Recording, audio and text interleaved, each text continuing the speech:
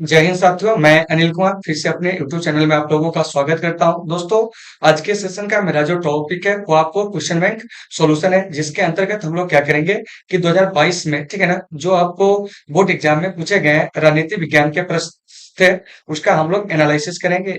ठीक है ना। तो इससे पहले भी क्या है कि आपको 2022 के जो आपको पॉलिटिकल साइंस के प्रश्न थे उसका जो है एनालिसिस हुई थी, जिसमें हम लोग 2 क्लास किए थे। तो अगर आप उसे नहीं देखे हैं तो हमारे चैनल के प्लेलिस्ट में जाएं और आप उसे देख लें। तो चलिए साथियों, आज के इस सेशन को शुरू करते हैं। तो देखिए, तो आज के सेशन का जो मेरा पहला प्रश्न है, क्या कह रहा है कि निम्न में से कौन सा देश G77 के सदस्य थे। देखिए यहाँ G77 होगा, क्या होगा G77। तो देखिए, तो G77 में दुनिया के कौन देश आते हैं। देखिए कह रहा है अविकसित देश, ठीक है ना। उसके बाद कह रहा है आपको विकसित देश, उसके बाद है आपको विकासशील देश, और इनमें से कह रहा है कोई नहीं। तो देखिए, तो ये जो आप देख रहे हैं ना, दुनिया के आपको जो मतलब क्या है विकासशील देश, वही आपको G77 में जो है वो आपको आता है। तो इस प्रश्न का जो सही आंसर हो जाएगा वो क्या हो जाएगा जानते हैं। तो ऑप्शन नंबर सी, यानी कि G77 का जो संबंध है ना, वो आपको विकासशील देश से है। तो इन सभी बातों को आपको अच्छे से क्या कहना है कि आपको याद रखना है। तो देखिए, तो G77 का मतलब हो गया ग्रुप 77। तो ये जो G77 है ना,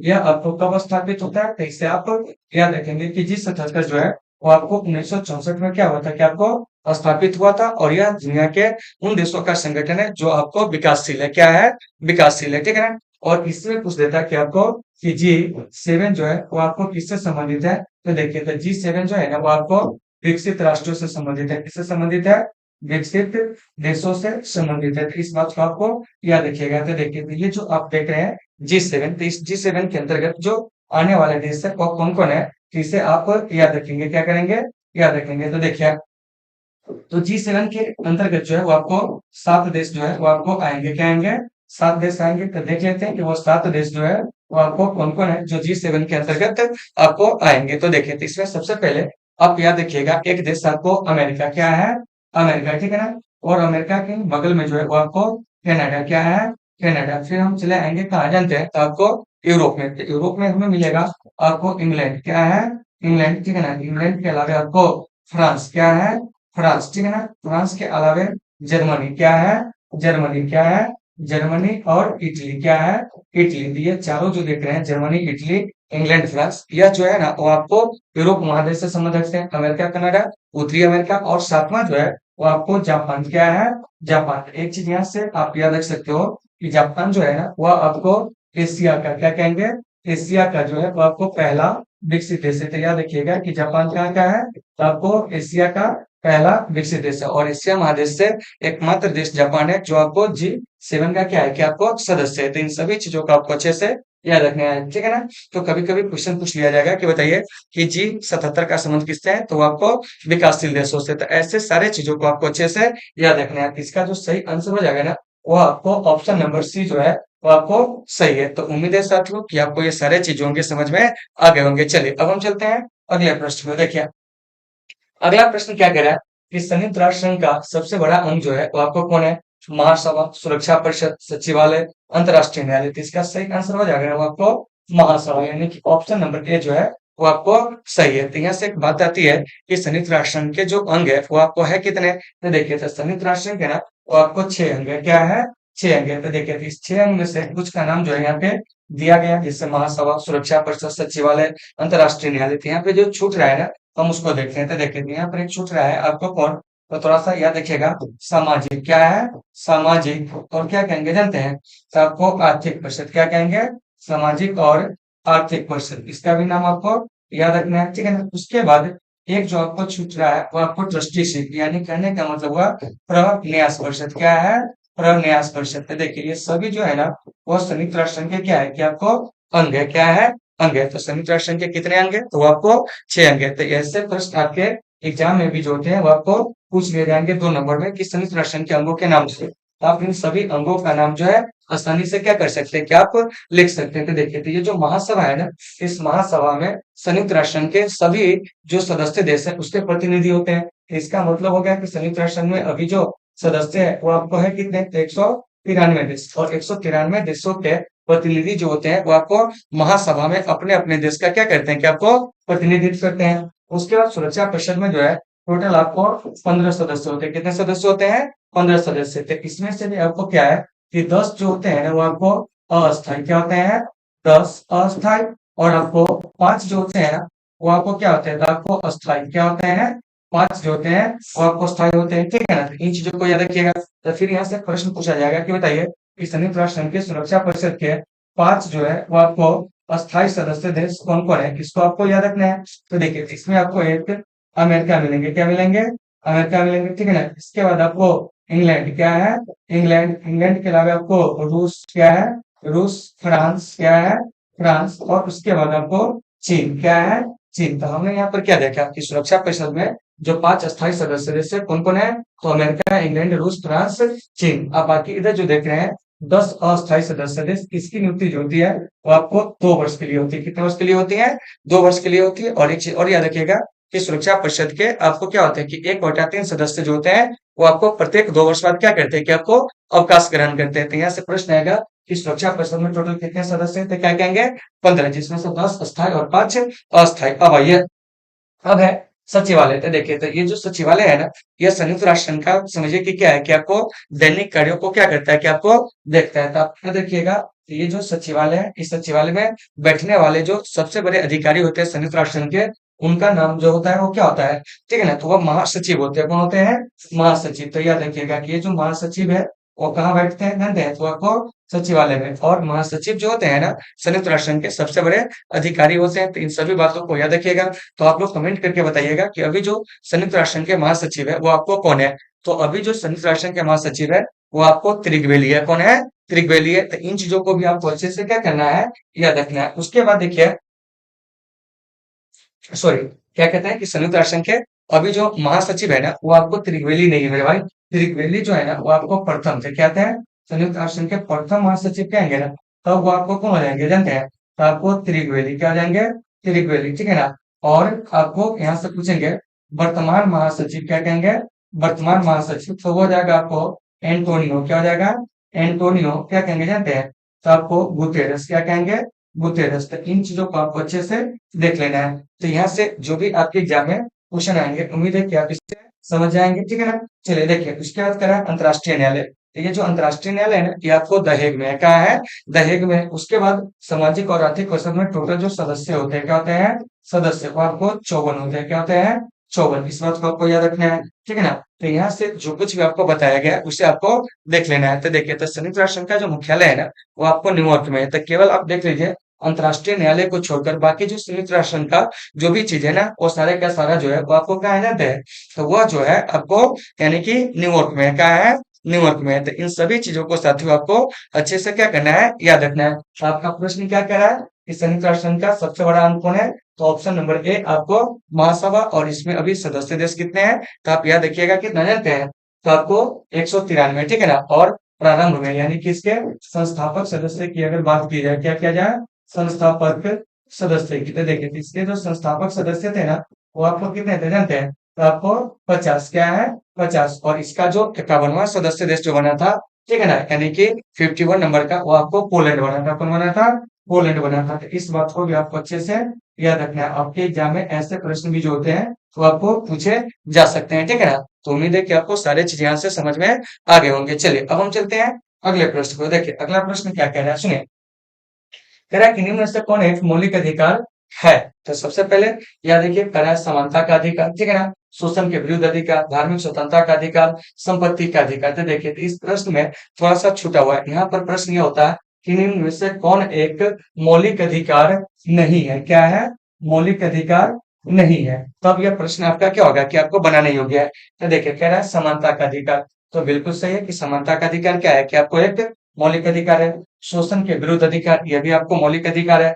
धार्मिक स्वतंत्रता का अधिकार, यह भी आपको मौलिक अधिकार है, ठीक है ना। उसका है संपत्ति का अधिकार। तो संपत्ति का अधिकार मेरे भाई आपको क्या जानते हैं कि मौलिक अधिकार नहीं है। यह जो है ना वो आपको कानूनी अधिकार है, क्या है, कानूनी अधिकार है, क्या है, कानूनी अधिकार है, ठीक है ना। और इसका जो आपको वर्णन मिलेंगे वो कहाँ, तो आपको संविधान के जो अनुच्छेद है, क्या है, अनुच्छेद है 300 के क, क्या है, 300 के क, वहीं पर आपको क्या होंगे जानते हैं कि आपको संपत्ति के अधिकार के बारे में उल्लेख मिलेंगे, ठीक है ना। तो इन चीजों को याद रखिएगा।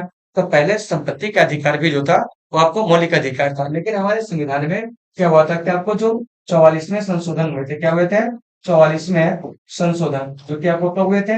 1978 में। क्या है? 1978 में। तो इसी 44वें संशोधन के द्वारा क्या हुआ था जानते हैं?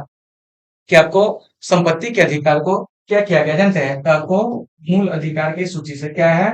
मूल अधिकार की सूची से क्या कर दिया गया जानते हैं? संपत्ति के अधिकार को हटा दिया गया। तब से भारतीय नागरिकों के पास केवल 6 प्रकार के क्या है? कि आपको मौलिक अधिकार है। क्या है? 6 प्रकार के मौलिक अधिकार है। ठीक है ना? ये नहीं कहिएगा कि 6 मौलिक अधिकार है। ठीक है ना? 6 प्रकार के मौलिक अधिकार, जिसमें से एक समानता का अधिकार है, शोषण के विरुद्ध अधिकार है। ठीक है ना? इसके बाद आपको क्या है? धार्मिक स्वतंत्रता का अधिकार है। इसके अलावा आपको क्या है? स्वतंत्रता का अधिकार है। क्या है? स्वतंत्रता का अधिकार है। संस्कृति एवं शिक्षा का अधिकार है। संवैधानिक उपचारों का अधिकार है। तो आइए समानता के अधिकार का उल्लेख जो है किस अनुच्छेद में, इसे भी जान लेते थे। देखते थे, ये जो आप देख रहे हैं समानता का अधिकार, ठीक है ना?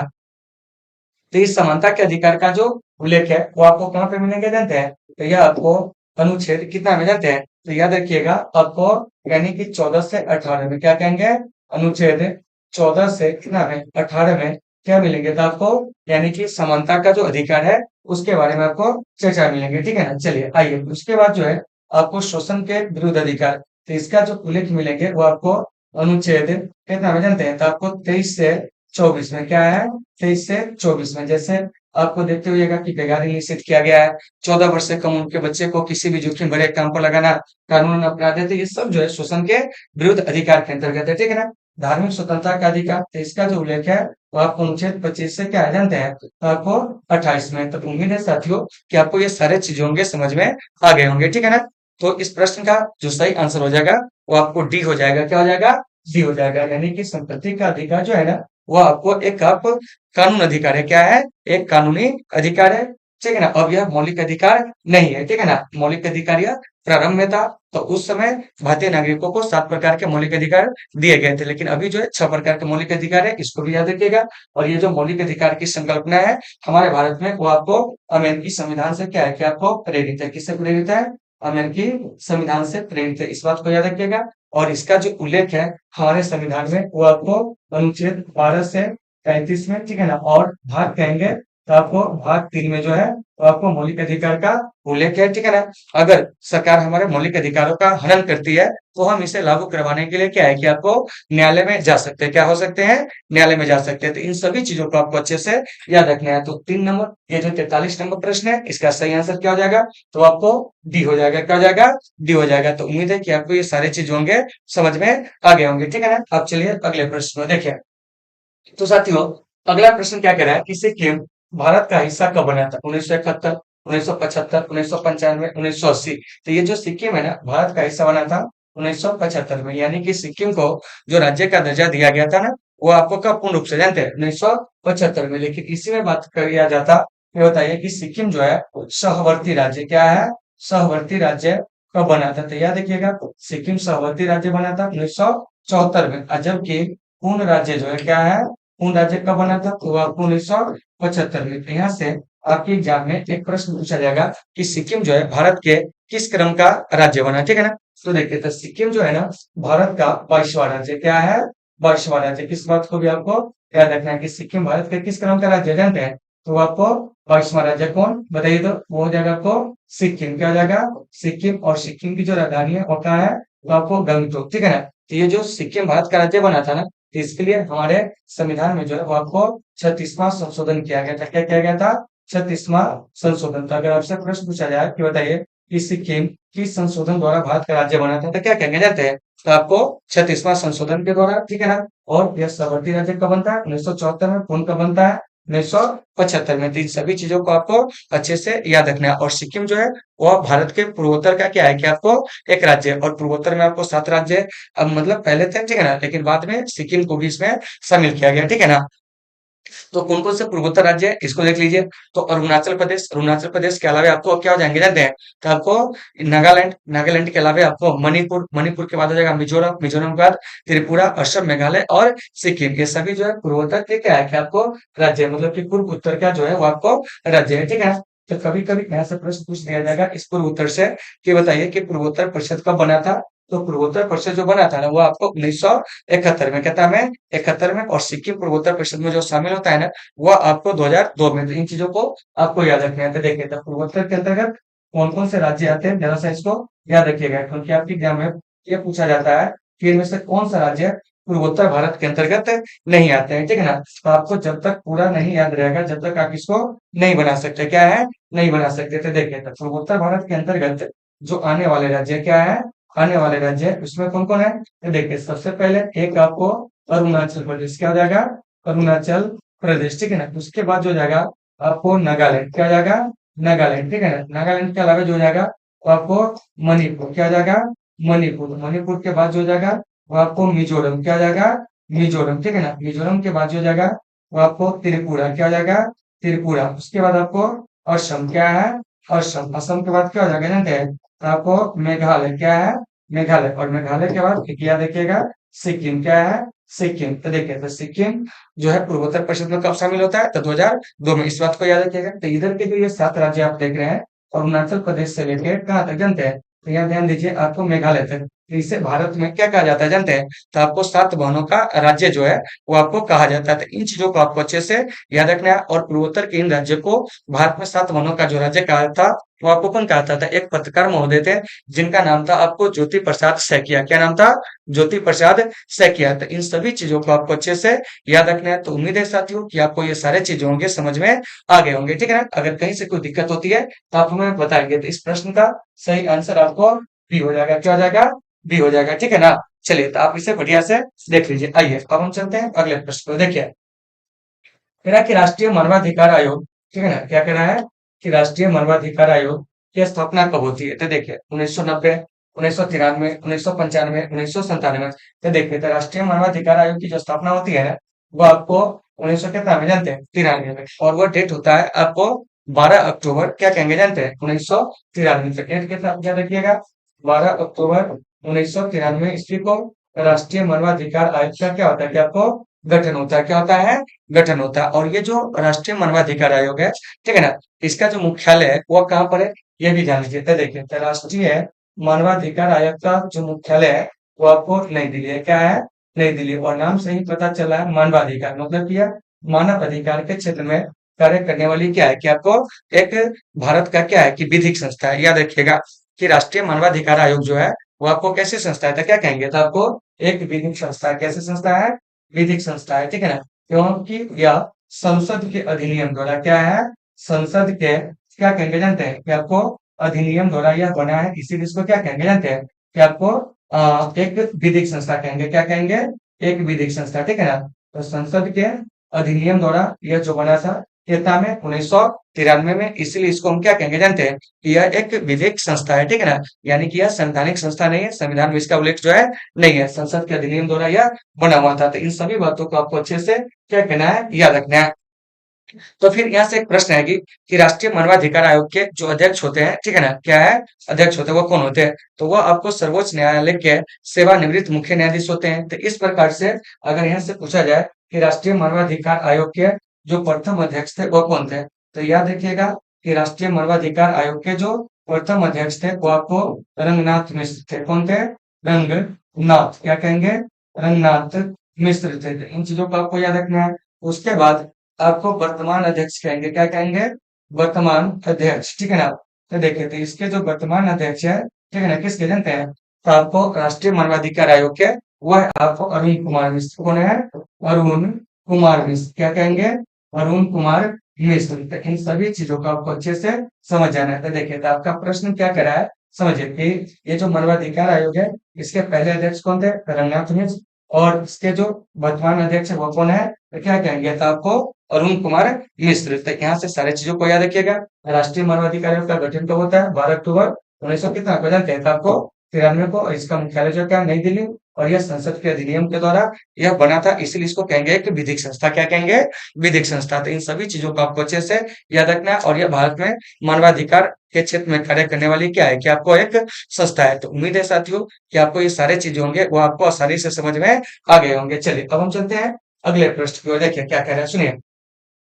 कह रहा है कि भारत के प्रथम क्या है, नियंत्रक एवं महालेखा परीक्षक जो थे वो आपको कौन थे, यानी कि क्या की बात हो रही है, किसकी बात हो रही है, क्या की। तो देखिए, तो भारत के जो प्रथम क्या कहेंगे नियंत्रक और महालेखा परीक्षक थे ना, वो आपको कौन थे जानते हैं, तो आपको बी नरहरि राव, ठीक है ना। तो ये जो आपको नियंत्रक एवं महालेखा परीक्षक जो होते हैं भारत के, ठीक है ना, वो आपको करते क्या है, तो यह भारत सरकार के धन को क्या करता है जानते हैं कि आपको मतलब लेखा जोखा करता है, क्या करता है, लेखा जोखा करता है। तो ये जो आप देख रहे हैं नियंत्रक एवं महालेखा परीक्षक, इनकी जो आपको नियुक्ति होती है, क्या होती है, नियुक्ति होती है, और किसके द्वारा होती है जानते हैं, आपको राष्ट्रपति के द्वारा, किनके द्वारा, राष्ट्रपति के द्वारा। याद रखिएगा कि भारत के क्या कहेंगे जानते हैं कि नियंत्रक एवं महालेखा परीक्षक की जो नियुक्ति करते हैं कौन करते हैं, राष्ट्रपति। और इसका जो उल्लेख है क्या है कि ये जो कैग है, ठीक है ना, यानी कि नियंत्रक एवं महालेखा परीक्षक, इसका उल्लेख जो है वो कहाँ है, तो कहेंगे अनुच्छेद किस नाम है जानते हैं, तो आपको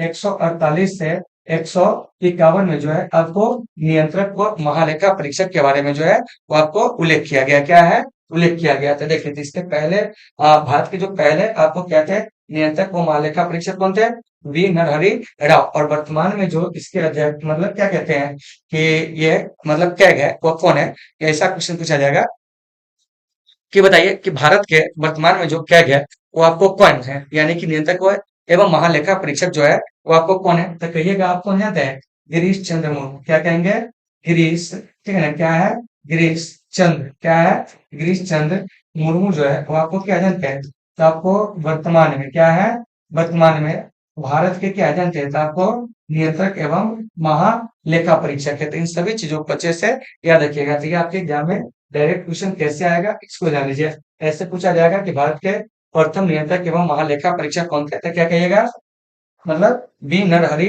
राव। और वर्तमान में जो नियंत्रक एवं महालेखा परीक्षक का कौन है, गिरीश चंद्र मुर्मू, ठीक है ना। उसके बाद पूछेंगे कि बताइए कि नियंत्रक एवं महालेखा परीक्षक की नियुक्ति कौन करते हैं, तो भारत के राष्ट्रपति। और यह पद जो है कैसा है, तो कहेंगे एक संवैधानिक पद है, जो इस पद की जो नियुक्ति की जाती है वो आपको राष्ट्रपति के द्वारा जो होती है वो आपको की जाती है। इस बात को आपको अच्छे से याद रखना। और यह भारत सरकार के धन का जो है वो आपको क्या करता है जानते हैं, तो आपको लेखा जोखा करता है, क्या करता है, लेखा जोखा करता है। तो इन सभी चीजों को आपको अच्छे से याद रखना है, ठीक है ना। तो उम्मीद है कि सभी लोगों को ये सारे चीज होंगे समझ में आ गए होंगे। चलिए अब हम चलते हैं अगले प्रश्न में। देखिए तो साथियों अगला प्रश्न हमारा क्या कह रहा है कि देखिए 1975 की, ठीक है ना, राष्ट्रीय आपातकाल की घोषणा करने के समय भारत के प्रधानमंत्री जो थे वो आपको कौन थे, यही पूछा जा रहा है।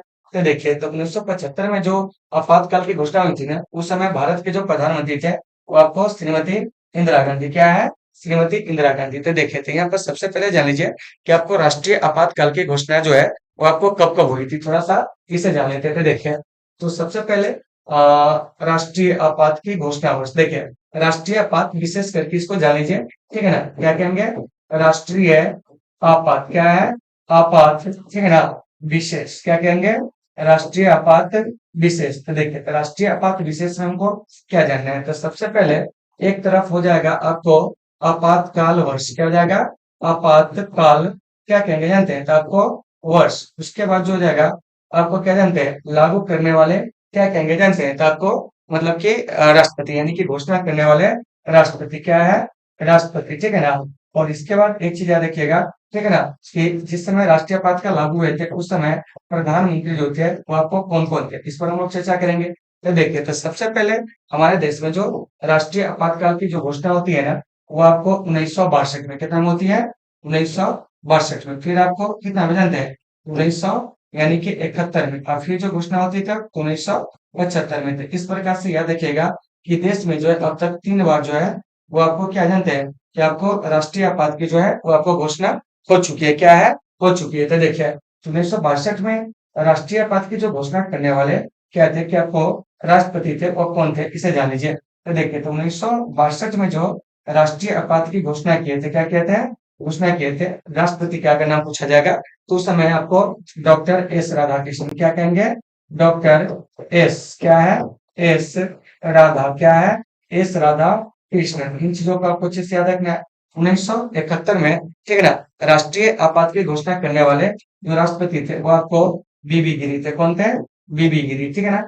और 1975 में राष्ट्रीय आपात की घोषणा करने वाले जो राष्ट्रपति थे वो थे आपको फखरुद्दीन, कौन थे, फखरुद्दीन अली अहमद, क्या कहेंगे, फखरुद्दीन अली अहमद। तो इन चीजों को आपको अच्छे से याद रखना है। उसके बाद आपका एक प्रश्न आ गया, क्या जानते हैं कि बताइए कि उस समय प्रधानमंत्री कौन कौन थे। तो देखिए तो 1962 में जब राष्ट्रीय आपात की क्या हुई थी, क्या आपको घोषणा हुई थी, ठीक है ना, उस समय जो प्रधानमंत्री थे और कौन कौन थे, तो इस पर हम लोग क्या करेंगे कि आपको बात करेंगे, तो थोड़ा सा ध्यान दीजिए।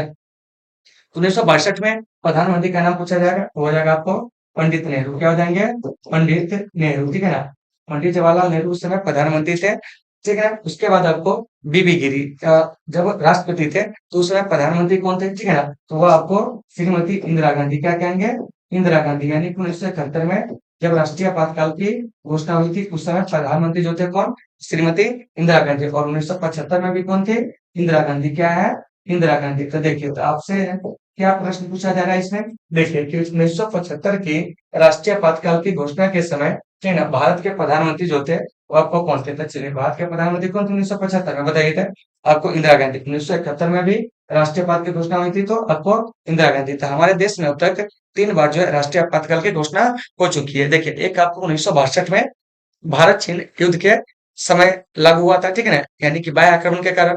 1971 में भी क्या था कि आपको बाह्य आक्रमण के कारण ही क्या है कि आपको राष्ट्रीय आपात की जो थी वो आपको घोषणा हुई थी, क्योंकि पाकिस्तान जो है, ठीक है ना, सबसे पहले हम पर क्या किया था कि आपको अटैक किया था। और 1975 में जो है वो आपको आंतरिक अशांति के कारण राष्ट्रीय आपात की घोषणा हुई थी। तो इस बात को आपको याद रखिएगा। 1975 में क्यों हुई थी? तो आपको कथित आंतरिक अशांति कहिए, क्या कहिए?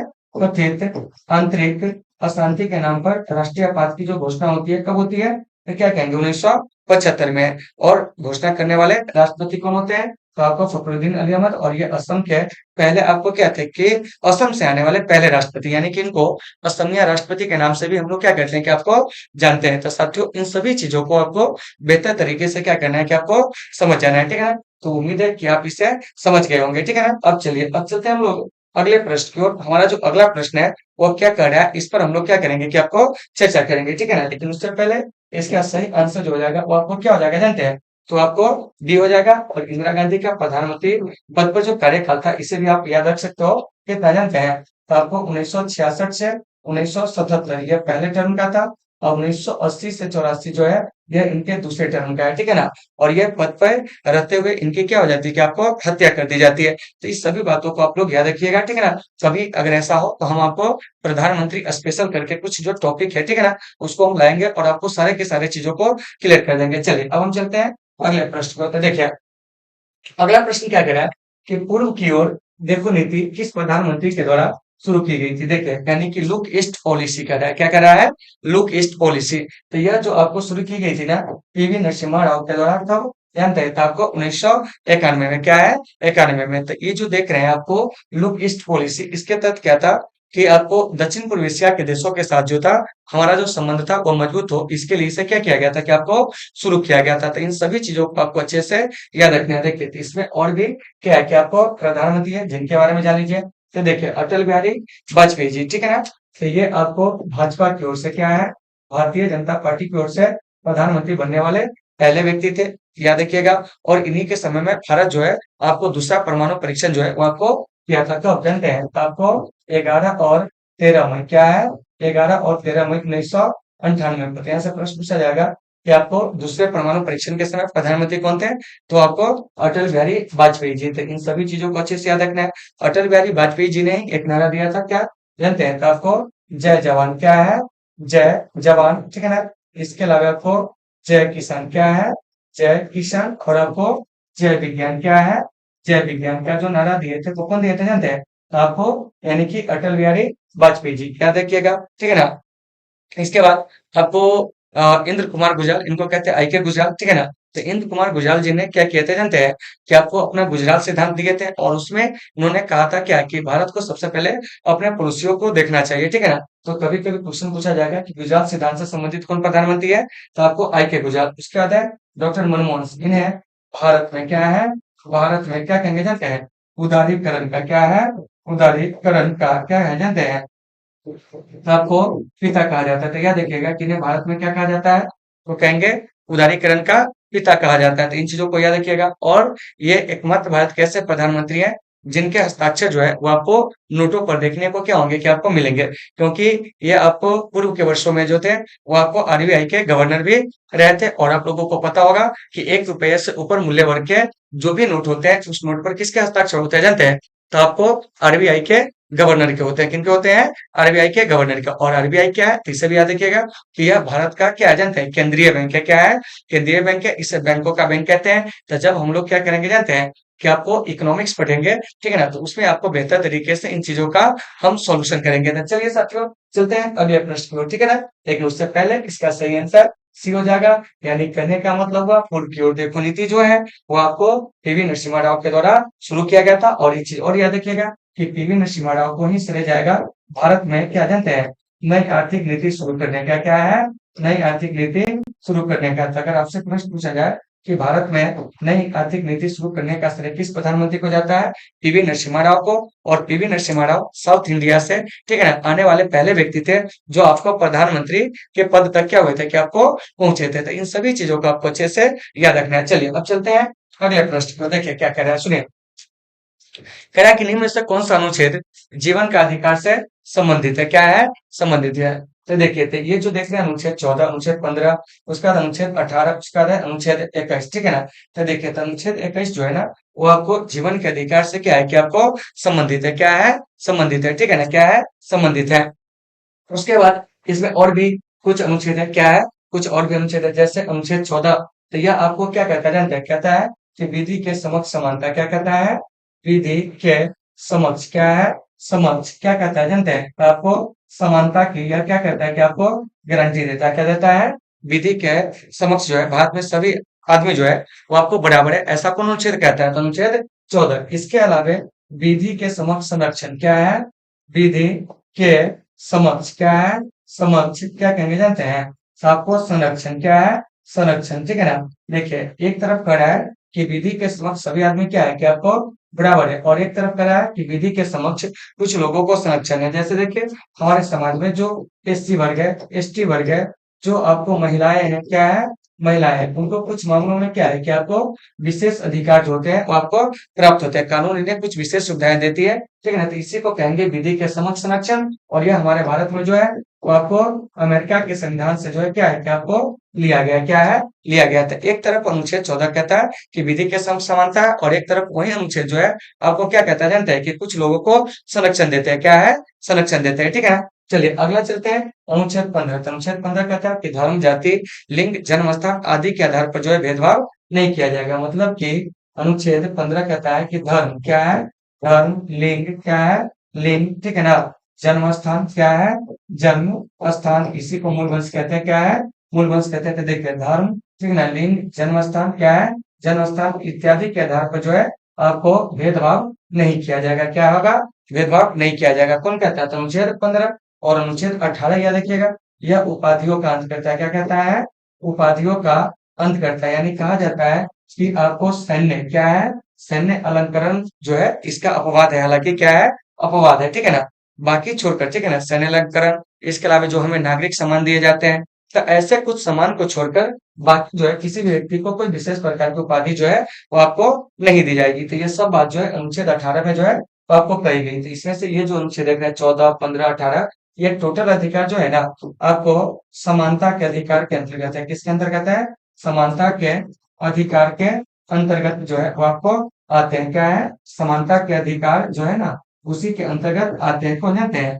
तो आपको अनुच्छेद 14, अनुच्छेद 15, अनुच्छेद 18, और इधर जो देख रहे हैं अनुच्छेद 21, यह जो है आपको स्वतंत्रता के अधिकार क्या कहेंगे? स्वतंत्रता के क्या कहेंगे जानते हैं? अधिकार। क्या है? स्वतंत्रता के अधिकार के अंतर्गत जो है वो आपको आते हैं। तो इन सभी चीजों को आपको साथियों अच्छे से क्या कहना है कि आपको याद रखना है। तो उम्मीद है कि आप सभी लोगों को ये जो प्रश्न होंगे वो आपको समझ में आ गए होंगे, ठीक है ना। तो वही प्रश्न कह रहा है कि इनमें से कौन सा अनुच्छेद जीवन के अधिकार से संबंधित है? तो क्या कहिएगा? अनुच्छेद 21, ठीक है ना। और इसी में पूछ दिया जाएगा कि आपको बताइए कि आपको अनुच्छेद 21 का जो है आपको ए क्या है? अनुच्छेद 21 ए जो है किससे संबंधित है? हालांकि इसको बाद में जोड़ा गया था। तो यह आपको शिक्षा के अधिकार से संबंधित है। किससे संबंधित है? शिक्षा के अधिकार से। तो देखिए, तो शिक्षा का अधिकार जो है ना अब हमारा क्या जानते हैं? तो आपको अब मौलिक अधिकार है। क्या है? मौलिक अधिकार है, ठीक है ना, जिसका उल्लेख जो है संविधान के किस अनुच्छेद में है? तब कहेंगे अनुच्छेद 21 के क्या कहेंगे? सॉरी, 21 क्लॉज ए में है, ठीक है ना। तो इन सभी चीजों को आपको अच्छे से देख लेना है, ठीक है ना। अब हम लोग आगे चलते हैं। अगले प्रश्न की ओर। और आप लोगों को समझ में आ रही है या नहीं आ रही है, आप लोग कमेंट करके बताओगे, ठीक है ना। तो इस प्रश्न का सही आंसर क्या हो जाएगा, तो आपको डी हो जाएगा, मतलब जीवन का अधिकार जो है ना, अनुच्छेद आपको 21 है, ठीक है ना। चलिए अब चलते हैं अगले प्रश्न को, देखिए क्या कह रहा है, सुनिए। कह रहा है कि आपको भारत के संविधान में राज्य की नीति निर्देशक तत्वों को किस देश से लिया गया है, तो हमारा आंसर हो जाएगा आयरलैंड। क्या हो जाएगा, आयरलैंड, यानी कि ऑप्शन नंबर डी जो है सही है। क्या है, सही है। तो देखिए, तो आयरलैंड से क्या क्या लिया गया है, तो सबसे पहले आपको बीपीएसपी, बीपीएसपी का मतलब क्या हो गया, जानते हैं, राज्य के नीति निर्देशक सिद्धांत। इसके अलावा आपको राज्यसभा में क्या है, राज्यसभा में क्या कहेंगे जानते हैं, सदस्यों का मनोनयन। क्या है, सदस्यों का मनोनयन। क्या है, मनोनयन, ठीक ना। ये जो हम लोग सीखे हैं, कहाँ से सीखे जानते हैं, तो आपको आयरलैंड के संविधान से। तो इसको आपको याद रखना है। और आप लोगों को पता होगा कि भारत में क्या होता है कि आपको जो 12 सदस्य होते हैं, उसको क्या होता है कि आपको 12 व्यक्ति को राज्यसभा में जो होता है ना, वो आपको क्या होता है कि राष्ट्रपति के द्वारा जो होते हैं मनोनीत किए जाते हैं, ऐसा आप जानते होंगे, ठीक है ना। यानी कि राष्ट्रपति राज्यसभा में कितने सदस्यों को मनोनीत करते हैं, 12 सदस्यों को, ठीक है ना। तो ऐसे ही मनोनयन की प्रक्रिया जो है ना हमारे भारत में, वो आपको किस देश के संविधान से प्रेरित है जानते हैं, तो वो आपको आयरलैंड से। उसके बाद हम चलेंगे अमेरिका में, तो यहाँ से आपको मौलिक अधिकार। क्या है, मौलिक अधिकार, इसको आपको याद रखना है, ठीक है ना। इसके अलावा आपको न्यायिक समीक्षा। क्या है, न्यायिक, क्या कहेंगे, न्यायिक समीक्षा। क्या है, न्यायिक समीक्षा। इसके अलावा क्या कहेंगे जानते हैं, तो आपको जनहित याचिका। क्या है, जनहित याचिका। क्या है, जनहित याचिका। राष्ट्रपति उपराष्ट्रपति का पद। क्या है, राष्ट्रपति। और क्या कहेंगे जानते हैं, उप राष्ट्रपति। क्या है, उपराष्ट्रपति का क्या कहेंगे जानते हैं, पद। ये सब कहाँ से लिया गया जानते हैं, तो ये सभी के सभी जो है वो आपको अमेरिका के संविधान से प्रेरित है। इसके अलावा और भी देख लीजिए क्या है, तो देखिए कनाडा। तो कनाडा से जो है हमारे यहाँ संघात्मक। क्या है, संघात्मक शासन प्रणाली। क्या है, संघात्मक शासन प्रणाली, ठीक है ना। इसके अलावा आपको राज्यपाल की नियुक्ति विशेषक प्रक्रिया। क्या है, राज्यपाल की नियुक्ति। क्या है, नियुक्ति विषयक। क्या है, नियुक्ति विषयक प्रक्रिया। ये सब कहाँ से लिया गया जानते हैं, तो आपको कनाडा से। क्या है, कनाडा से। इसके अलावा आपको केंद्र के पास अवशिष्ट शक्तियां। क्या है, अवशिष्ट। क्या है, अवशिष्ट शक्तियां। क्या है, शक्तियां, ठीक है ना, किसके पास होगी, केंद्र के पास। क्या है, केंद्र के पास। तो ये कहाँ से लिया गया है, क्या कहेंगे जानते हैं, तो आपको मतलब कनाडा से। कहाँ से, कनाडा से, ठीक है ना। केंद्र के पास कहिए, क्या कहिए, केंद्र के पास, ठीक है ना। चलिए देखिए क्या हो जाएगा, केंद्र के पास। इसको थोड़ा सा देख लेंगे अच्छे से, देखिए केंद्र के पास, ठीक है ना। तो केंद्र के पास, देखिए यहाँ से इसको हम सही से मिटा देते हैं, आप देख लीजिएगा थोड़ा सा लिखा गया था, ठीक है ना। चलिए देखिए, तो अवशिष्ट शक्तियां केंद्र के पास होगी। यह चीज कहाँ से लिया गया है, तो क्या कहेंगे जानते हैं, तो आपको कनाडा से। जबकि आपको मौलिक अधिकार, न्यायिक समीक्षा, जनहित याचिका, राष्ट्रपति उपराष्ट्रपति का पद कहाँ से था, आपको मतलब कि अमेरिका से। क्या है, अमेरिका से, ठीक है ना। इसके अलावा आपको सर्वोच्च न्यायालय के जो आपको न्यायाधीश है या अन्य न्यायाधीश है या उच्च न्यायालय के न्यायाधीशों है, उनको हटाने की प्रक्रिया, यह सब भी आपको कहाँ से लिया गया जानते हैं, तो आपको अमेरिका से। राष्ट्रपति पर महाभियोग की प्रक्रिया कहाँ से, तो आपको अमेरिका से। अब देखिए, अब हम बात करते हैं इंग्लैंड से। तो इंग्लैंड से हमारे देश में जो है वो आपको क्या क्या लिया गया है, तो देखिए, तो सबसे पहले यह देखिएगा आपको विधि का शासन। क्या कहेंगे, विधि का शासन, ठीक है ना। इसके अलावा आपको विधि निर्माण की प्रक्रिया। क्या कहेंगे, विधि निर्माण। क्या कहेंगे, विधि निर्माण की क्या कहेंगे जानते हैं, तो आपको प्रक्रिया। क्या है, प्रक्रिया। इसके अलावा आपको संसदीय शासन प्रणाली। क्या कहेंगे, संसदीय शासन प्रणाली। क्या है, शासन प्रणाली, यानी कहने का मतलब हुआ कि पार्लियामेंट्री फॉर्म ऑफ गवर्नमेंट जो है कहाँ से लिया गया जाता है, आपको ब्रिटेन से। इसके अलावा आपको लोकतांत्रिक समाजवाद। क्या कहेंगे, लोकतांत्रिक समाजवाद। क्या कहिएगा, लोकतांत्रिक समाजवाद कहाँ से प्रेरित है, तो क्या कहेंगे, तो आपको इंग्लैंड से। क्या है, इंग्लैंड से। इसके अलावा सर्वाधिक मत के आधार पर हार जीत का निर्णय कहाँ से प्रेरित है, तो क्या कहेंगे, तो आपको इंग्लैंड से। इसके अलावा भारत में जो महान्यायवादी का पद है वो आपको कहाँ से प्रेरित है, तो कहेंगे आपको कहाँ से जानते हैं, तो आपको इंग्लैंड से। तो इन सभी चीजों को आपको अच्छे से याद रखना था। आपका प्रश्न क्या कर रहा था कि भारत के संविधान में राज्य की नीति निर्देशक तत्व का समावेश, मतलब कि डीपीएसपी का समावेश कहाँ से किया गया था, क्या कहोगे, थाईलैंड का। ऑप्शन नंबर डी इसका क्या हो जाएगा, क्या आपको सही हो जाएगा, क्या हो जाएगा, सही हो जाएगा। तो उम्मीद है कि आप लोगों को ये सारे चीज होंगे समझ में आ गए होंगे। चलिए अब हम चलते हैं अगले प्रश्न की ओर। हमारा अगला प्रश्न क्या कर रहा है, इस पर बात करते हैं। देखिए सुनिए, कह रहा है कि भारत संयुक्त राष्ट्र संघ का सदस्य जो है वो आपको कब बना था? तो देखिए सबसे पहला बात ध्यान लीजिए कि संयुक्त राष्ट्र संघ का गठन होता है 24 अक्टूबर 1945 को। कितना को? 45 को। और भारत जो होता है ना वो आपको 30 अक्टूबर क्या है? 30 अक्टूबर 1945 को क्या होता है जानते हैं? कि आपको यूएनओ का सदस्य बनता है। क्या बनता है? यूएनओ का सदस्य बन जाता है। ठीक है ना? तो अगर आपसे प्रश्न पूछा जाए कि हमारा जो भारत है संयुक्त राष्ट्र संघ का सदस्य कब बना था, तो क्या कहोगे? 30 अक्टूबर 1945 को। ठीक है ना? और संयुक्त राष्ट्र संघ जो है, ठीक है ना, इसका जो मुख्यालय है वो आपको कहाँ है? तो याद रखिएगा संयुक्त राष्ट्र संघ का जो मुख्यालय है ना वो आपको न्यूयॉर्क में। कहाँ है? न्यूयॉर्क में। और न्यूयॉर्क जो है कहाँ है जानते हैं? तो आपको अमेरिका में। कहाँ है? अमेरिका में। तो इन चीजों को आपको अच्छे से याद रखना है। अगर प्रश्न पूछा जाए कि संयुक्त राष्ट्र संघ का मुख्यालय कहाँ है, तो क्या कहिएगा? न्यूयॉर्क। और ये जो न्यूयॉर्क है अमेरिका के मैनहट्टन द्वीप पर क्या है कि आपको अवस्थित है। तो इन चीजों को अच्छे से याद रखना है। और संयुक्त राष्ट्र संघ का उद्देश्य क्या है? तो दुनिया में आपको शांति स्थापित करना है। ठीक है ना? तो ये जो प्रश्न देख रहे हैं 51 नंबर, इसका सही आंसर क्या हो जाएगा? तो वो आपको ए हो जाएगा। क्या हो जाएगा? ए हो जाएगा। देखिए और इसमें और भी ऑप्शन दिए गए हैं, तो उस ऑप्शन पर थोड़ा सा विचार करते हैं। जैसे देखिए 1952, 1952 में क्या हुआ था? तो याद रखिएगा भारत में प्रथम आम चुनाव क्या है? भारत में प्रथम आम चुनाव क्या है? आम चुनाव। तो देखिए तो भारत में प्रथम आम चुनाव कब होता है बताइए इधर? तो आप 1952 में। इसके अलावा एक चीज और याद रखिएगा, राष्ट्रपति का विधिवत चुनाव क्या कहेंगे? राष्ट्रपति का क्या कहेंगे जानते हैं? विधिवत। क्या है? विधिवत चुनाव जो है वो आपको कब हुआ था हमारे भारत में? तो याद रखिएगा राष्ट्रपति का विधिवत चुनाव जो होता है हमारे भारत में 1952 में। इसके अलावा आपको लोकसभा का गठन क्या कहेंगे? लोकसभा। क्या है? लोकसभा का क्या कहेंगे जानते हैं? गठन। और आपको राज्यसभा का गठन क्या है? राज्यसभा का क्या कहेंगे जानते हैं? गठन कब हुआ था? तो आपको 1952 में। तो इन सभी चीजों को आपको अच्छे से याद रखना है। तो उम्मीद है कि आपको ये सारे चीज होंगे समझ में आ गए होंगे। क्या होंगे? आ गए होंगे। ठीक है ना? उसके बाद है 1950। क्या है? 1950। तो 1950 में क्या हुआ था ये जान लीजिए। तो 1950 में हमारा संविधान 26 जनवरी को क्या होता है कि आपको लागू होता है। क्या है? लागू होता है। तो याद रखिएगा कि 26 जनवरी 1950 को संविधान जो होती है क्या होती है आपको बताइए था? आपको लागू होती है। क्या होती है? लागू होती है। ठीक है ना? इसके अलावा एक चीज याद रखिएगा, 25 जनवरी 1950 को क्या है?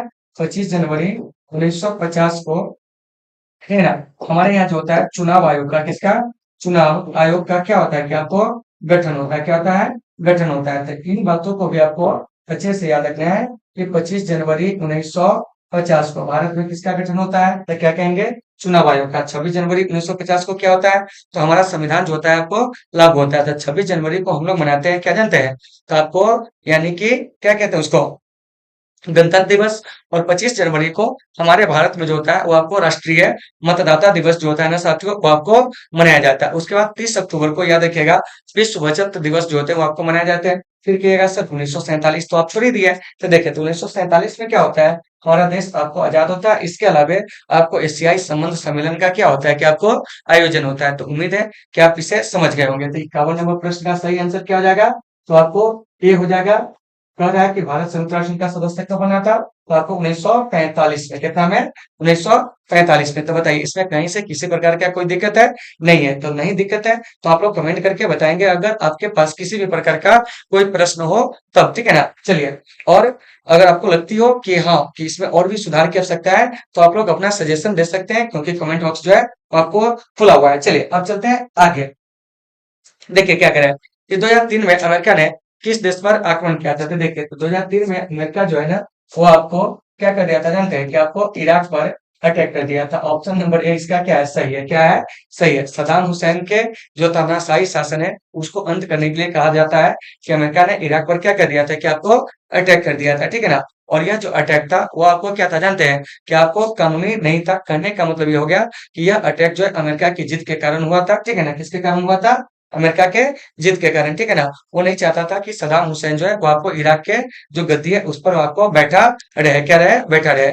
और इसी के बाद क्या होता है कि सदाम हुसैन को जो होता है वो आपको पकड़ा जाता है और 2005-6 में जो होता है इसको फांसी दे दिया जाता है। ठीक है ना? तो वही आपका प्रश्न कर रहा है कि 2003 में अमेरिका ने किस देश पर आक्रमण किया था? तो क्या किया गया जानते हैं? तो आपको इराक पर। ठीक है ना? देखिए उसके बाद ईरान, अफगानिस्तान, सीरिया। तो देखिए आज देखिएगा इराक, सीरिया चाहे अफगानिस्तान जो बर्बाद हुआ है ना, चाहे आपको ईरान, तो इसमें कहीं ना कहीं आपको अमेरिका का हाथ है। किसका हाथ है? अमेरिका का हाथ है, क्योंकि अमेरिका एक सुपर पावर है और अपने हिसाब से वो सारे देशों को क्या करता है जानते हैं, कि आपको संचालित करने का प्रयास करता है। तो कुछ जो कमजोर देश है या जो आपको आर्थिक रूप से क्या है कि आपको समृद्ध देश नहीं है, वह इसके क्या होते हैं कि आपको जाल में फंस जाते हैं, ठीक है ना। लेकिन हमारा यहाँ से प्रश्न क्या कर रहा है, हम उस पर चर्चा करेंगे। तो देखिए कह रहा है कि 2003 में अमेरिका ने किस देश पर आक्रमण किया था, तो क्या कहिएगा आपको? इराक पर। तो उम्मीद है कि आप इसे समझ गए होंगे। चलिए अब चलते हैं अगले प्रश्न को। देखिए क्या कह रहा है, कह रहा है कि अंतर्राष्ट्रीय न्यायालय का मुख्यालय कहाँ अवस्थित है। इसके बारे में अभी थोड़ा देर पहले हम चर्चा किए थे। तो देखिए तो अंतर्राष्ट्रीय न्यायालय का जो मुख्यालय है ना, वो आपको द हेग में। कहाँ है? द हेग में। तो ऑप्शन नंबर डी इसका क्या है कि आपको सही है। और इसी अंतर्राष्ट्रीय न्यायालय को हम लोग अंग्रेजी में क्या कहते हैं? International court of justice. देखिए इंटरनेशनल कोर्ट ऑफ जस्टिस क्या है? जस्टिस किसको कहते हैं जानते हैं? अंतर्राष्ट्रीय न्यायालय का। तो संयुक्त राष्ट्र संघ के जितने भी अंग है ना, उसका मुख्यालय जो क्या है जानते हैं? तो आपको न्यूयॉर्क में। देख लेते हैं जैसे यूएनओ का मुख्यालय क्या हो गया, तो आपको न्यूयॉर्क में। क्या हो गया? न्यूयॉर्क में। इसके अलावा आपको यूएनडीपी क्या है? यूएनडीपी, ठीक है, United Nations development programme.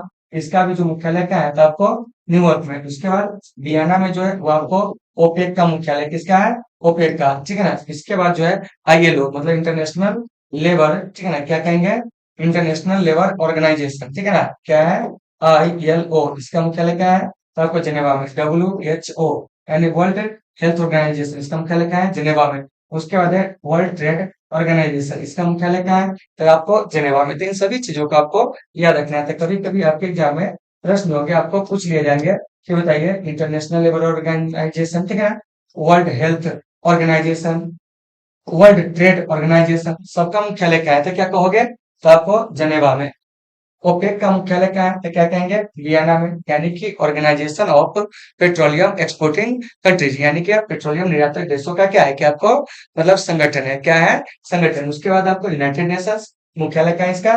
New York में। यूनाइटेड नेशंस डेवलपमेंट प्रोग्राम, इसका मुख्यालय क्या है? तो आपको न्यूयॉर्क में। तो यहाँ से आपका प्रश्न जो पूछा जा रहा है क्या, वो समझिए। तो प्रश्न आपका कह रहा है कि अंतरराष्ट्रीय न्यायालय का मुख्यालय क्या है, तो यह कहाँ हो जाएगा? द हेग में। मतलब संयुक्त राष्ट्र संघ का यह एकमात्र ऐसा अंग है जिसका काम जो होता है ना, न्यूयॉर्क से बाहर होता है। तो इस बात को आपको अच्छे से याद रखना है। चलिए अब चलते हैं अगले प्रश्न की ओर, ठीक है ना। और आप लोगों को समझ में आ रही है या नहीं आ रही है, इस पर भी क्या करेंगे कि चर्चा करेंगे। तो देखिए क्या कह रहा है कि वे एग्जिट, ठीक है ना, किस देश से संबंधित है। ऑप्शन ए कह रहा है इंग्लैंड, फ्रांस, क्या कह रहा है? France, Germany, Switzerland. तो देखिए तो ये जो आपको ब्रेग्जिट है ना, वो आपको इंग्लैंड से संबंधित है। और इसी के द्वारा क्या होता है कि आपको ये जो आपको इंग्लैंड है, क्या है? इंग्लैंड है, वो आपको 2020 में क्या है? 2020 में क्या होता है जानते हैं? कि आपको यूरोपीय संघ से क्या है? यूरोपीय संघ से क्या होता है कि आपको अलग होता है। तो अगर आपसे प्रश्न पूछा जाए कि बताइए ब्रेग्जिट के तहत जो होता है यूरोपीय संघ से जो होता है, वो आपको इंग्लैंड कब अलग होता है, तो क्या कहिएगा जानते हैं? आपको 2020 में। तो अगर आपसे प्रश्न पूछा जाए कि बताइए कि ब्रेग्जिट जो है किस देश से संबंधित है, तो क्या कहेंगे जानते हैं? इंग्लैंड से। और ये जो है ब्रेग्जिट किस लिए हुआ था जानते हैं? तो इंग्लैंड जो है यूरोपीय संघ से अलग होने के लिए अपने देश में जो है अपने लोगों के मत को जाना था, जिसमें से आपको 51% लोग जो थे अपना सहमति व्यक्त किया था। क्या जानते हैं? कि इंग्लैंड को यूरोपीय संघ से बाहर हो जाना चाहिए, ठीक है ना। तब जाकर एक लंबी प्रक्रिया के बाद 2020 में इंग्लैंड इससे क्या हो जाता है? अलग हो जाता है। और इस प्रकार से अभी यूरोपीय संघ में जो सदस्य देश बनते हैं वो आपको 27 बचते हैं। क्या बनते हैं? 27। लेकिन जब इंग्लैंड था इसमें, तब यूरोपीय संघ में सदस्यों की जो संख्या थी वो आपको 28 थी। तो इन सभी चीजों को आपको अच्छे से देख लेना है। अब चलिए चलते हैं अगले प्रश्न की ओर। तो देखिए अगला प्रश्न क्या कह रहा है, लेकिन उससे पहले इसका सही आंसर ए हो जाएगा। आ जाइए। तो भाई मेरे कह रहा है कि दक्षिण एशिया का सबसे बड़ा देश कौन है। तो देखिए तो दक्षिण एशिया का जो सबसे बड़ा देश है ना, वो आपको कौन है जानते हैं? तो वो आपको भारत है। क्या है? भारत है। तो देखिए तो दक्षिण एशिया के देश को आप कैसे याद रख सकते हैं? तो देखिए दक्षिण एशिया के देश को याद रखने के लिए आपको सार्क के सभी सदस्य देश का नाम जो होना चाहिए, याद होना चाहिए। तो देखिए तो यहाँ पर देख लीजिए कि आपको सार्क कंट्रीज में कौन कौन से आएंगे, उसको देख लीजिए। तो सार्क कंट्रीज के बारे में आपको हम एक ट्रिक बताए थे छोटा सा, कि आप इसे याद रखेंगे। क्या करेंगे? याद रखेंगे। क्या ट्रिक था तो बताए थे क्या? देख लीजिए यहाँ पे सेम कलर हो जाएगा, यहाँ पे आ जाइए। भाई ये आ जाओ, देखो था एक ट्रिक बताए थे कि श्री क्या है? श्री भावु क्या है? भावु ने क्या क्या जानते हैं? तो बाप क्या है? बाप का माल क्या है? बाप का क्या कहने जानते हैं? माल क्या है? माल। अफगानिस्तान को दिया, किसको दिया? अफगानिस्तान क्या है, अफगानिस्तान को क्या कर दिया जानते हैं, आपको दे दिया, क्या कर दिया, अफगानिस्तान को देखिए मतलब दिया। तो देखिए तो सबसे पहले सी से क्या हो जाएगा बताइए, तो आपको श्रीलंका क्या हो जाएगा, श्रीलंका। उसके बाद भारत से क्या हो जाएगा जानते हैं, तो आपको भारत। उसके बाद भू से क्या हो जाएगा, तो आपको भूटान क्या हो जाएगा, भूटान। न से क्या हो जाएगा, तो आपको नेपाल। और से क्या हो जाएगा, तो आपको बांग्लादेश क्या है, बांग्लादेश, ठीक है ना। उसके बाद आपको और से क्या हो जाएगा, तो आपको पाकिस्तान क्या हो जाएगा, पाकिस्तान, ठीक है ना। तो देखिए श्री भाभू ने क्या किया जानते हैं, कि आपको बाप का माल किसको दे देता है बताइए, तो अफगानिस्तान को, जिसको हम लोग कहेंगे मालदीव, क्या है, मालदीव। माल से तो देखिए 1 2 3 4 5 6 7 8 टोटल जो है आपको, मतलब सात के ये क्या हो गए जानते हैं, सदस्य देश।